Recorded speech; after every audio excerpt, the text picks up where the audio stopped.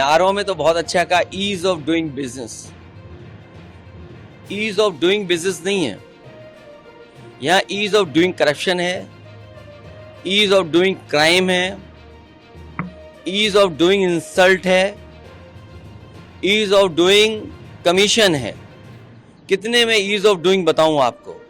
इन्होंने कारोबार रोका है, अपने लोगों को लाभ देने के चक्कर में न केवल प्रदेश का बल्कि भारत का कारोबार उद्योग ठप हो गया है। नोटबंदी के बाद न केवल बैंकें डूबी हैं, उसके बाद जीएसटी जिस तरह लागू की है और जिस तरीके से ई कॉमर्स चल रहा है, हमारे छोटे व्यापारी, छोटे दुकानदार बर्बाद हो रहे हैं। इसलिए भारतीय जनता पार्टी ने अपनी जेबें भरने के लिए तो पॉलिसी बनाई, लेकिन देश का कारोबार बढ़े, प्रदेश का उद्योग कारोबार बढ़े, उसके लिए कोई बड़ा काम नहीं किया।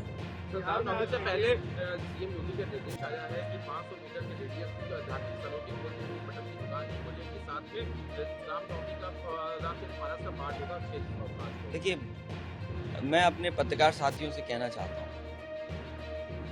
हालांकि इन्वेस्टमेंट जमीन पर नहीं आया है, किसी न किसी माध्यम से भारतीय जनता पार्टी ने आपके चैनलों पे इन्वेस्टमेंट ला दिया है, आपके चैनलों पे इन्वेस्टमेंट आ गया है, लेकिन कोविड के बाद से आपका वेतन अभी तक नहीं बढ़ा है।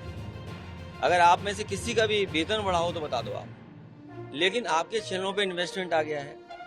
इस प्रदेश की बुनियादी जो समस्या है कि बिजली की है, महंगी बिजली है, यहाँ कारोबार नहीं हो रहा, नौकरी नहीं मिल रही, रोजगार नहीं है।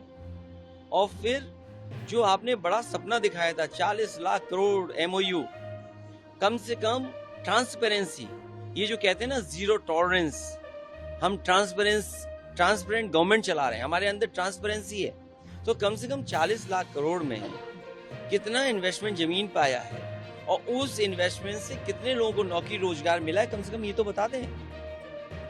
इसलिए इस सरकार की जो नियत है, जो मंशा है, जो उनका फोकस है, जो उनकी स्ट्रेटेजी है, वो ये है कि बुनियादी सवाल न पूछे जाएं, बुनियादी सवालों पे चर्चा ना हो, इसीलिए धार्मिक ये सवाल उठाए जाते हैं। और सच्चाई ये है, कोई भी कपड़े पहनने से योगी नहीं बन जाता है, कोई भी वस्त्र पहनने से योगी नहीं बन जाता है, विचार से योगी होता है, अपने काम से योगी होता है।